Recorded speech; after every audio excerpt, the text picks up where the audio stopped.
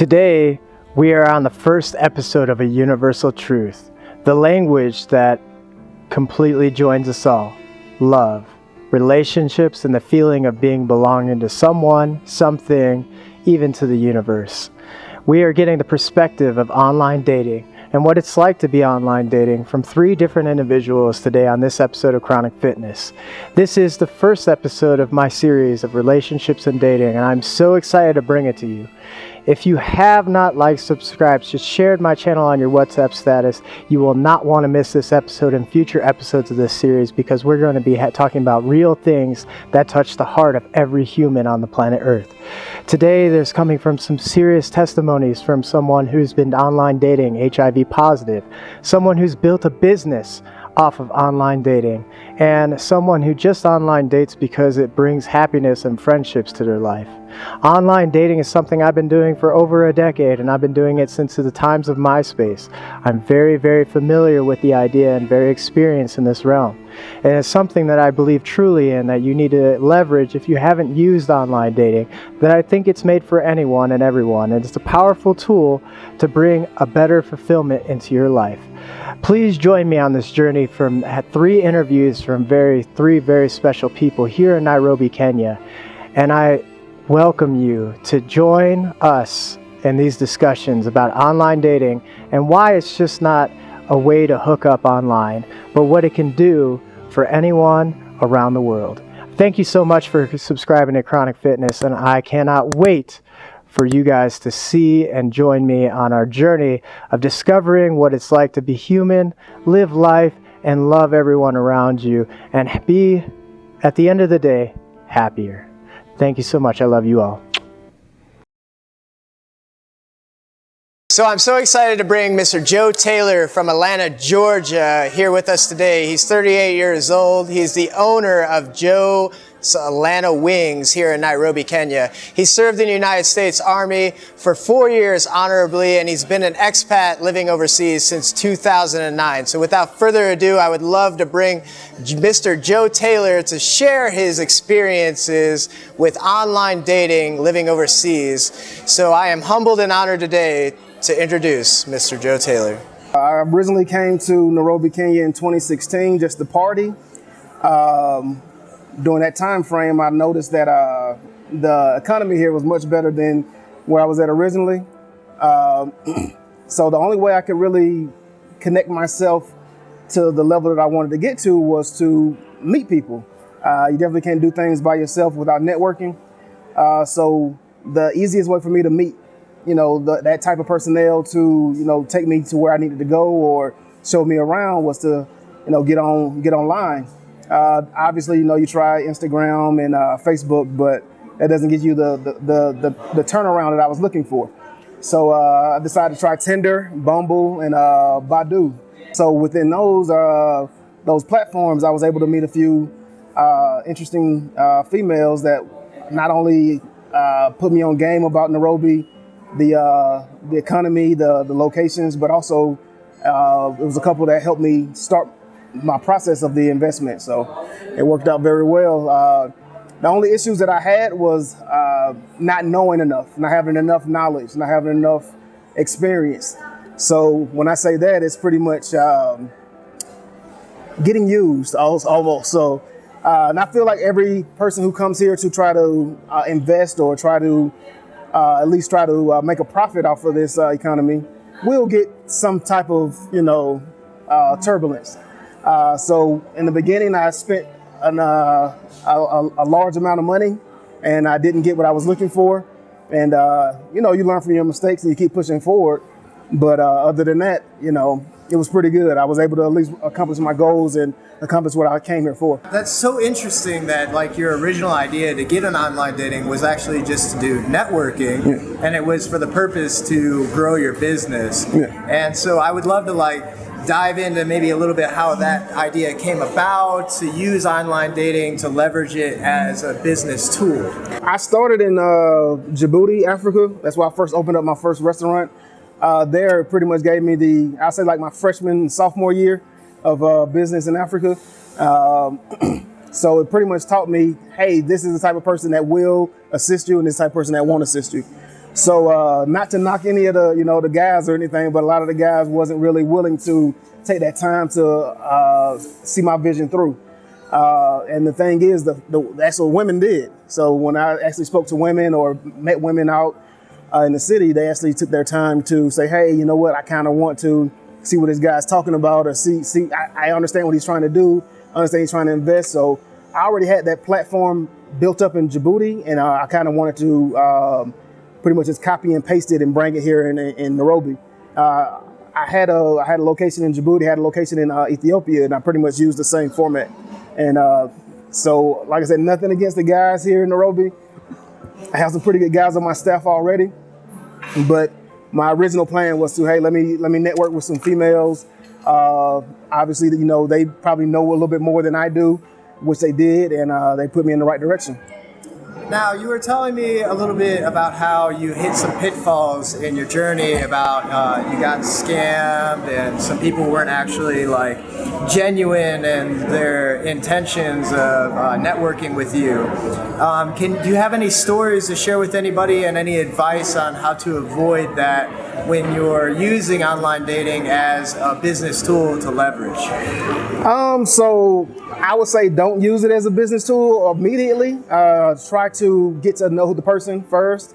And that's kind of where I kind of messed up. I came out like full speed ahead and just like, hey, it's about business. When I should have been like, hey, what are you up to? What are you doing? What are you about? What is your family about? Just get to know the person first. And then you can, make your choices out of those people that you've met. And once you realize, who's good and who's bad, then you can say, hey, this is what I'm trying to do next. I'd say the first thing is definitely getting to know that person. And that's where I messed up at, because I didn't get to know them. I didn't know what they was about, didn't know nothing about the tribe, didn't know nothing about, their intentions, what they wanted to accomplish from meeting me. So everybody had their own goals. So it's like I had a goal, they had a goal. So again, I definitely would say, hey, make sure you get to know that person first. My main issue was that I wasn't in country and I was just sending money to here. So not to knock that person, but obviously I could have got better quality for the amount of money that I spent. Again, that person, she helped me a lot. She helped me set up everything, get everything in place. So it's not against like trying to, single her out, but at the same time, I am wiser now. So when you're more educated and you're more wiser, you know that, oh, I spent $100K when I could have spent $10K. You get what I'm saying? So it's just the amount of education that I have now than I had, 4 years ago. So. And I think that's really amazing, and how universal that advice is, that when you are networking with people, the first and most important thing is to realize what type of person I'm dealing with and why are they networking with me? Are they looking to get something out of me, or are they genuine? And are they honest about the words that they're saying to me? And is this the person that I can put trust into? So I love how your model for using online dating is actually so universal for any type of purpose that you can use online dating for, because I think it's so fundamental to be able to be able to filter out the people that are not looking for the same thing that you are looking for, that your paths align, so that now you're in the same page. Yeah. And so that's really beautiful. So now how long have you been using online dating to leverage for your business? And if you had to say how much of an advantage it was to grow your business in an exponential way, would you have said that you would have had the same growth without the online dating as a tool? Or would you always, every time if you had to do it again, you would still employ online dating to help you network and find better people to interact with in your business? I would definitely use online dating. My goal is to have a Joe's Atlanta Wings in every country in Africa. So for me to accomplish that goal, I have to have the right type of network.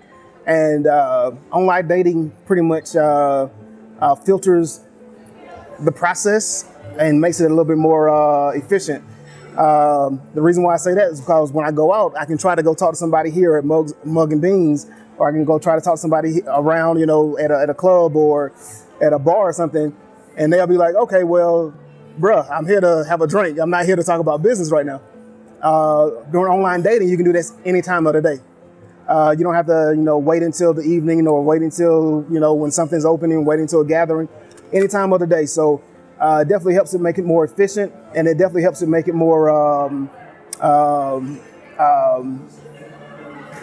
it just makes the process a little bit easier. I guess that's the best way I can say it is because if I did try to do it on my own without online dating or without an online platform, who's to say I would meet those same type of people? Right. Because online dating, you can meet people 50 miles away or to 1 mile away. Exactly. So it makes it a little bit more easier to find the perfect match for what I'm trying to accomplish.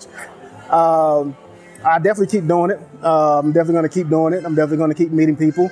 And again, for me, it's not about dating all the time. It's about just building that network and that partnership and building those like-minded individuals. Right. And that way we can grow together, because even the people that I have met, they've made money as well. So it's not about me just making money. It's about everybody's coming together for the same purpose and the same goal. Takeaways that you have for the audience today about online dating, any warnings, red flags to look out for, maybe a positive story about it that you'd like to share? So a red flag is definitely the ones that are asking for food on the first conversation. Like, it's multiple women that have asked me, hey, send me a pizza, or buy me a drink, or send money to my M-Pesa. I'm like, dude, I don't even know who you are, or I haven't even met you.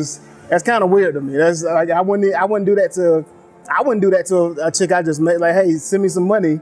Like, no, I'm not. Like, what are we doing here? So if you came here for money, whatever their agenda or their purpose was to be on that site, I respect it. But hey, you got the wrong guy. So I'm not going to do it. But if we work together, you know what? Let's go to lunch together. Let's go to dinner together. And it's not all about me hooking up with anybody. Again, it's about networking. So I'm not on these sites to just smash 1,000 chicks.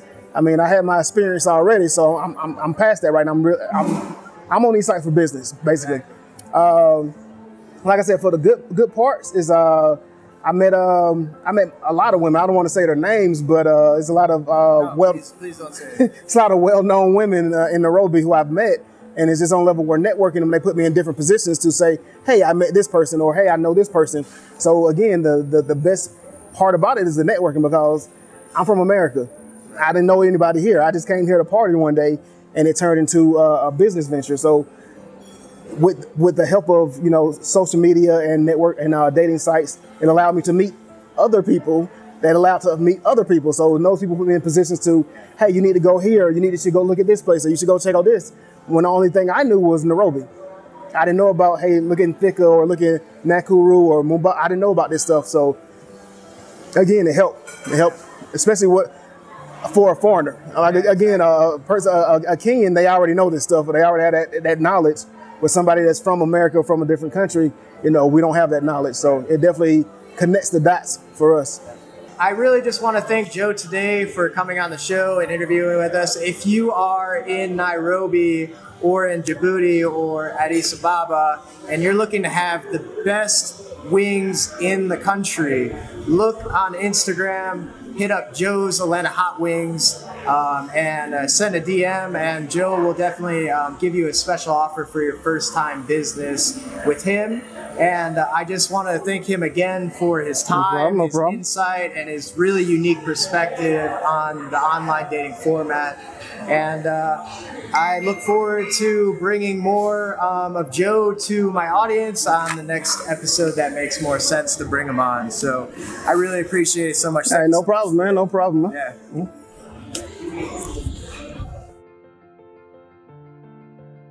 I started online dating like 6 months ago. It's something that I didn't actually plan for. My friend is the one who introduced me to it, and I got so curious to try it. And she was like, oh, you've been single for long.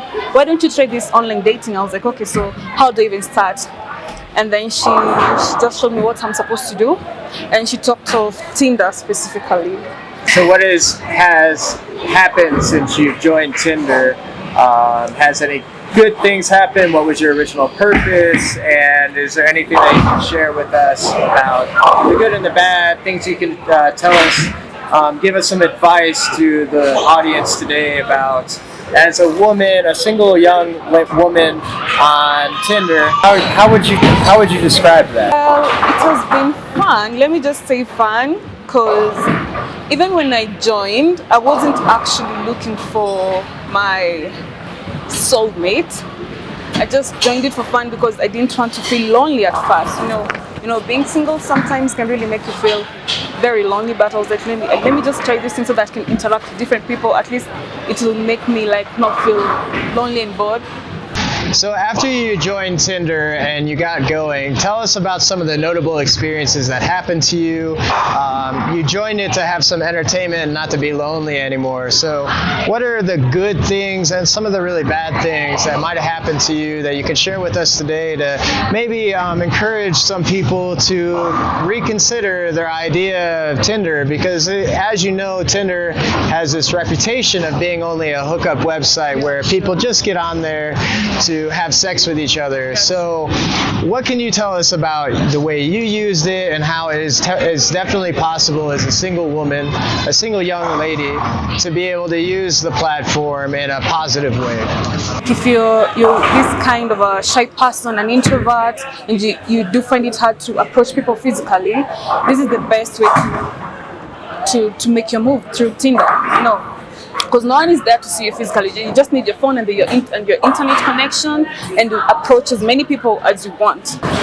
In any location you move to, you can always find your matches. So the fact that I'm in Kenya, I can move to somewhere else and still I'll be able to find people across the world because it's a worldwide thing. So, would you prefer online dating versus meeting people in real life? And what are the differences for you? As I said earlier on, is that I was there for fun. I wasn't looking for something serious because I never thought I would find a serious person on Tinder, because most of the people I've come across Tinder, they're usually looking for hookups, and nowadays they just like straightforward. They go straight forward to it. Like they ask you directly for like, hey, I want this and this. They're not even afraid to tell you what they want, So yeah, basically that. So that's why I don't think if for me Tinder works, but maybe for someone else it does work. There's some people out there who have nice relationships. They're very perfect through Tinder, and they've created that good relationship, and now they're actually living together. Like the story I came across on YouTube, and these partners just met 3 days and married after that. Like they met on Tinder, then got married after 3 days. You can imagine. Yeah. So to some people it actually works, but to some it doesn't work. But that doesn't mean that you should not use Tinder. Like if you want to join it, just feel free to join. Just feel free to use it. Now, if someone thinks that the website is just for hooking up, how would you avoid that? What would be your advice to girls saying, "Oh, I'm afraid guys, they're just looking for sex on Tinder, and I'm looking for a serious relationship"? Do you have any advice for those? Yeah, sure. People? You always know what you want, because let me tell you something. There are lots of temptations there. Because yes, you meet with a guy, like he's out for the hookups, and most definitely, girls are weak. But as a girl, you must know what you want, and you must always stick to your stand, So, but if you're in for the hookup, then no one is there to stop you as well. But we all have different views on the hookup. There's some people who actually enjoy this hookup thing. It's their thing. Like they don't want to be committed in one relationship, so they prefer, having hookups. But it's you to decide. Now, is there anything else that you'd like the audience today to take away from your experience on Tinder? And are you going to continue to use the format, or are you done with it for now, or it's always going to be something in your back pocket? No. What are your future plans for dating online? And I think I'll be using it more often now, especially now with the fact that I don't have friends that much. So I just think that I'll still be using Tinder. And what will make you eventually stop using Tinder when you find yeah, exactly. When you find your because I definitely partner. won't need it anymore. Right. See. But when I find this particular person, I'll definitely stop using Tinder. That's wonderful. Yeah. I want to start off by telling the fans about a little bit about your history. I'm aware that you were aware of your status as a very young child, but you kept it secret for a long time, and it wasn't until you started high school that you decided that things around the world needed to change, and you wanted to be the person that was representing that change, and you made it your personal mission because of something that happened in your life personally. So I would really love for you to share that story with my fans today. I found out I was born positive 23 years ago.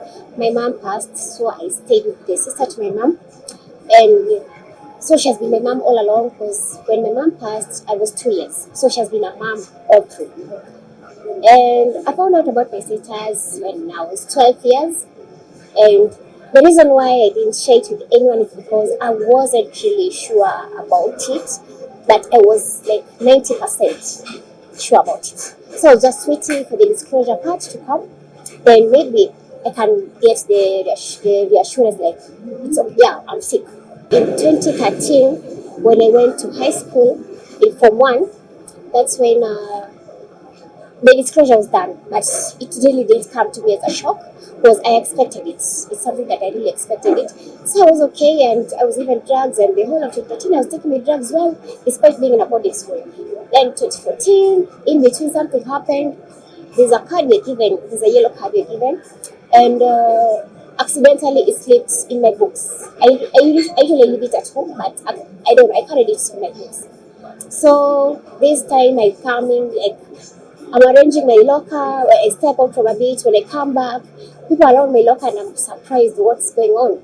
Then when I ask like what's wrong, someone just throws the card on my face. And it was so devastating. So I didn't even ask any question. I just walked away and started crying. And after that is when I decided I'm not going to take my drugs. So I defaulted from my drugs from 2014, 2015, 2016. I was just okay. I used to get sick, yeah. And I used to lie. I'm taking my drugs. I used to lie. But no one knew I never used to take my drugs. So I used to take my drugs from the hospital, come and pack them in my box. So when I was clearing high school in 2016, I had like bottles from 2014 to 2016. And I was always given 2 bottles every month. That was 3. So I had 3 bottles from every single month from 2014 to 2016. So when I went home, I threw them in the toilet, and I decided I decided I'm just going to die. I really wanted to die. I tried suicide a couple of times. They all failed, and I decided the only way that I'll die is when I leave my drugs. Funny enough, when I left my drugs, I added so much weight. I was weighing around 78. I was heading to obesity. I don't remember being cancelled in Nairobi. I can't remember. But when I went to Kisumu, I was taken through all those steps. I was told to talk about viral load. I was told about CD4. I was told about the side effects of not taking your drugs properly. I was told all that. Then I was like, so I was killing myself slowly. And no one told me about it. Okay, yes, I wanted to die. But when they started giving me, they started like shining some lights in me. Then I started seeing life in a positive way. So I just started gathering courage.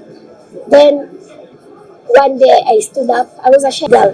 So one day I stood up and I gave out my story about how I defaulted from 2014 to 2016, again from 2017 to 2019. And people after I had talked and we were like, when we were leaving, some people approached me and they were like, you're a strong woman. Keep on fighting. It was really touching, and I remember I really made a purpose, like, I'm going to take my drugs religiously. I'm not going to die. So I started seeing life positively, and I started being happy sharing my story with people. And I felt okay. I really felt happy when people came and approached me like, you have a nice story, you have a beautiful story. And I was like, okay, so I can impact lives.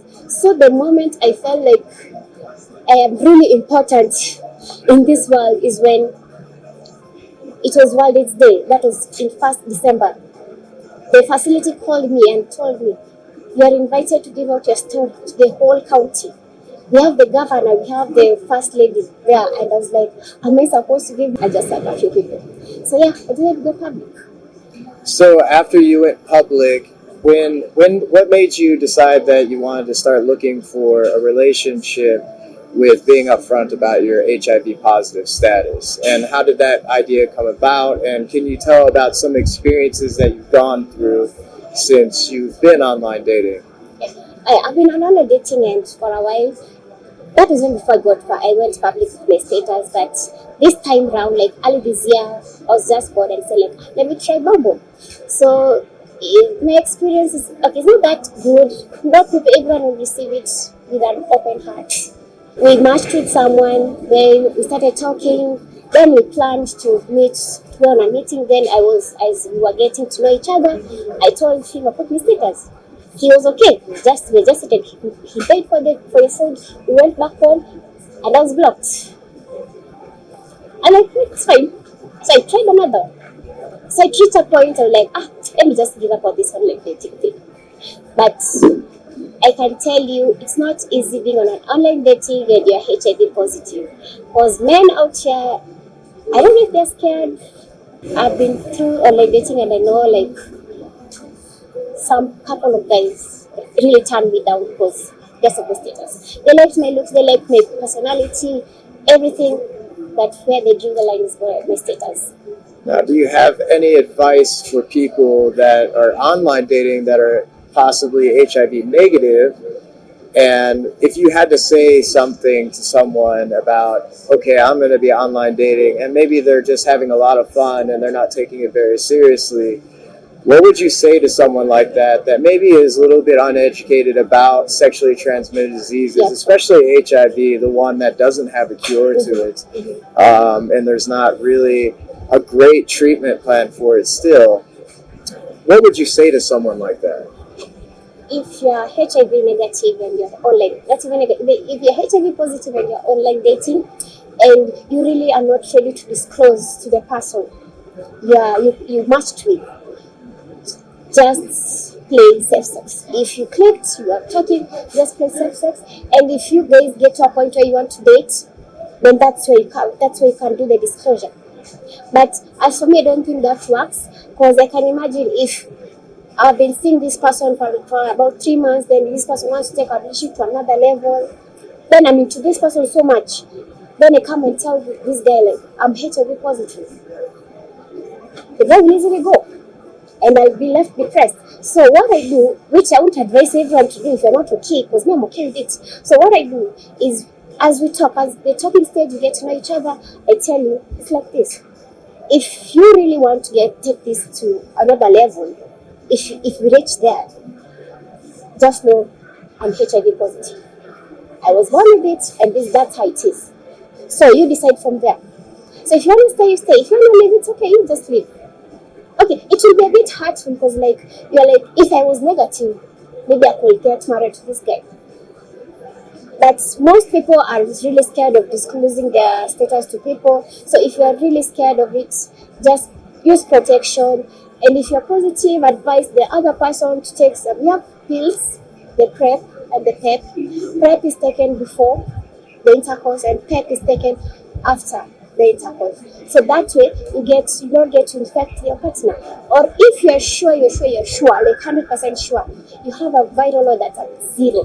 When a viral load is at 0, you have 0% of infecting the other person. Because you have the virus in the body, yes, but they're very weak. They can't infect anyone. So if you're sure you've been religious to your drugs and your viral load is at 0 and your health is okay, fine. You can go and take that way. So if it was two people that are or think they're HIV negative, what are some pieces of advice that you give to those type of people? Would you say that they should have an open and honest conversation about how often they've been tested? Yeah. How often would you recommend someone need to get tested?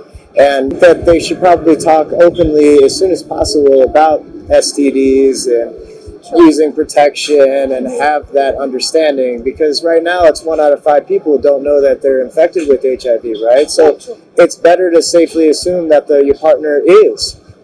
Yeah, so what I'll tell these people, if you're HIV negative, I'll advise you take a test every 3 months. You are always advised after every 3 months. If you're sexually active, after every 3 months, go for a test. If you're out there and you know you're HIV positive, don't feel bad. You don't have, you'll not die. No one has ever died of HIV positive. What kills people is stigma. And when you have you don't accept yourself. And accepting yourself, that one, no one can help you. Really, no one can help you. So first, you have to accept yourself. You're HIV positive. Nothing can be done. And people, I think people fear it because people think it was sexually transmitted. Yes, it's sexually transmitted, but there are other risk causes, mother to child. You're given some blood that was infected. Anything can happen. Then, if you feel like if you think that HIV is a death sentence, then you're very wrong out there. You're really wrong. You have a whole life. I'm sure there are people who are HIV positive and they're way healthier than who are negative. That one I can guarantee. So HIV should not and should never define you. Can you tell us a little bit about your future plans for your life? Are you going to continue to try to connect with people in the pursuit of finding love? Do you have any aspirations that you want to accomplish in the next 5 years as far as career or accomplishments? What is in the story and the plan for Maggie? What's going to be the next chapter of your book? I really want to be a special education teacher. I'm really into kids. I really love kids a lot.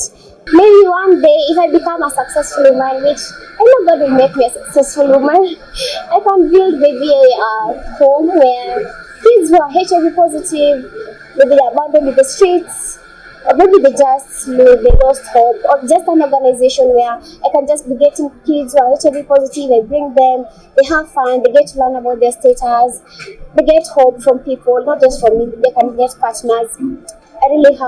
I really like to have that in the future. Are you going to continue to look for love in the future? Yeah, I will. I'll look for love. If it kills me, let me die. At least I tried.